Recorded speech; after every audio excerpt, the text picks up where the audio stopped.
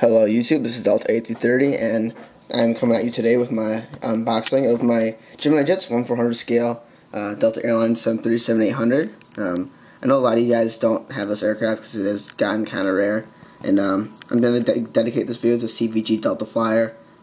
He wanted me to do this video originally, and I did do it, but I took it down because it was with my old camera, and this one, frankly, is just way better. So I'm going to redo the unboxing with this camera so you guys can really see the aircraft better. As for the box, there's a nice 2D drawing of the aircraft, as well as the Boeing 737-800 titles.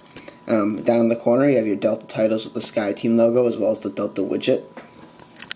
On the back of the box, you have the aircraft climbing, as on pretty much all the normal Gemini Jets boxes. Basically everything that's normal. You get your Boeing stuff, all that. 2008 release for this aircraft. Looking at the flap, yeah, your information on the aircraft, the Delta logo, the Sky Team, it's the specifications for the aircraft, and there's the aircraft in the box. So let's get to the unboxing. So I got this aircraft pretty much when it was new, or fairly new. Everybody's been asking me where I can find one, or where they can find one. I don't really know, because I mean, I got mine when it was still pretty readily available, but nowadays I know, like, everybody's been saying, like, you can't find it anywhere, and that sucks, but at the same time, that's what the part about the models that's good, is because they're all limited edition. So hopefully Gemini will re-release this aircraft in a different registration or something, but for now, if you guys want one, just keep looking on eBay. That's always the best place to look for airplanes. So let's go into detail on this aircraft. If we look at the nose cone, it's real nice. The nose is really nicely done on this aircraft. Gemini Jets knocked the 737 mold out of the park. It's a really nice mold. You can see the nose is really the right shape, if I can get the zoom to work correctly here. You can see the cockpit windows are really nicely depicted on this model.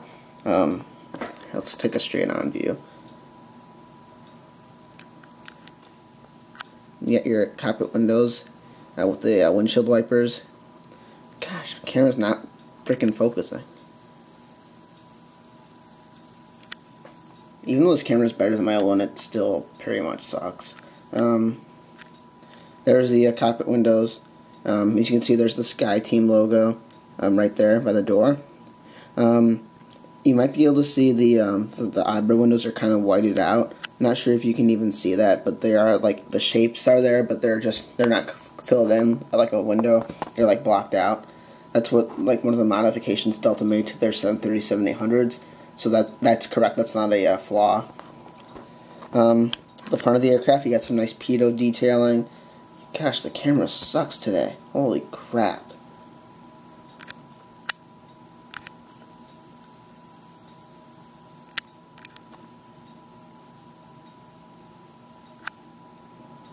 Anyway, you got your Delta titles here. There's the pitot tubes you can see now. The door is real detailed. That's always nice to have, some detailed doors. Moving on down the plane, you get your two overwing exits with the emergency escape path on the wing. Wings are really nicely detailed. There's no two-tone wings on this aircraft, but everything is really nicely depicted, especially the flaps and slats. Are real nice. You got your big winglet on the end here, the Delta Blue, with the red nav light. Here's your CFM56-7 engine, which the cowling for the engine kind of flattens at the bottom. Jeez, the camera is just struggling today.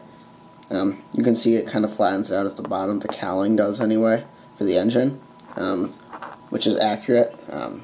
So it's always good to see that the engines are really done accurately, because the engines are another thing that can make or break the model that you have. So it's good to see that Gemini just didn't cut corners there.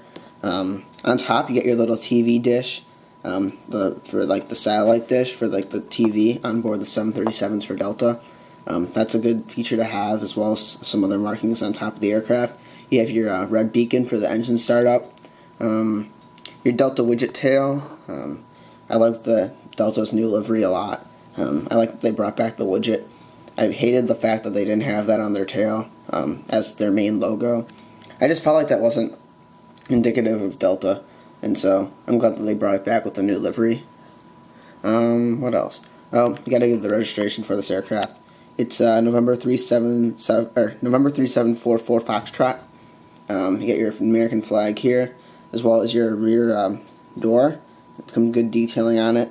Some good detailing also on the horizontal tailplane. For the as far as like the stabilizer trim, you guys can really see where the trim would rise and fall for the stabilizer. APU is real nice. Let's see here on the other side. You get your cargo door here. Really good detail on it. You can also see the bump there for like in case like the pilot pulls back too hard on the control stick on takeoff, so he doesn't ruin his aircraft. There's a little bump there to like take the impact and sort of grind on it, I guess is what you would say. So it's good that they included that detail as well. Here's your front cargo door. Really nicely detailed the cargo doors in this aircraft.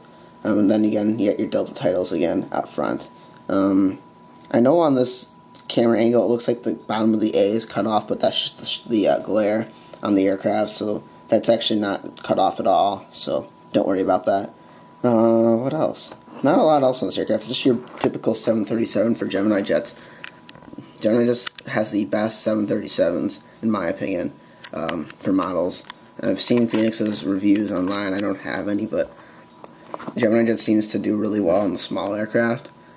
So definitely, if you're going to look to buy a 737 of any kind, Gemini Jets would be the first place to look. Herpas tend to be a little smaller than actual scale. Not sure why, but they just seem to be.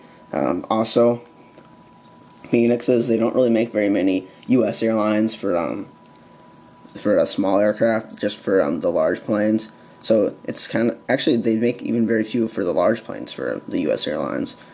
So if you're going to do international, Phoenix might be the way to go, but Gemini Jets really has the edge as far as this narrow bodies aircraft goes. So I'm going to put the aircraft on the stand so you guys can see it, what it looks like on the stand. I think I can. Maybe I can't. Oh well. Yeah, as you guys know, some of the planes don't fit real well either because the stand is slightly misshaped or that the stand hole wasn't fully cut out during fabrication. It really sometimes bothers me, but on the small planes it doesn't as much. The only other complaint I have about this aircraft, as you've noticed throughout this video, is that the thing tends to tip back a lot. You don't even have to touch it that much. Like, you can just bump it a little bit and it'll fall back. But that's just pretty minor. If you're just setting it up at your airport or displaying it in a display case or something like that, it shouldn't be a real big problem for you, because if you're not messing with it, it should be just fine. But if you are messing with it, which you shouldn't be to start with, pointing that out, you should be playing with these anyway. But if you are, yeah, just be aware that the plane tends to tilt around sometimes. I think it's just because there's slightly more weight behind the wings than there are in front, so you can get that little tipping effect. But other than that, it's a real nice model, so don't be discouraged just because of that. I'd be sure to get it if you could find one. If it's great, if you have a Delta hub, or if you're a Delta fan in general, or if you just have a nice Boeing collection and you want to add this plane, this would be a good plane to add to that collection. So I hope you enjoy this review. Please remember to comment, rate, subscribe. This is Delta 8030, and see you at my last review for today, which will be coming up pretty soon.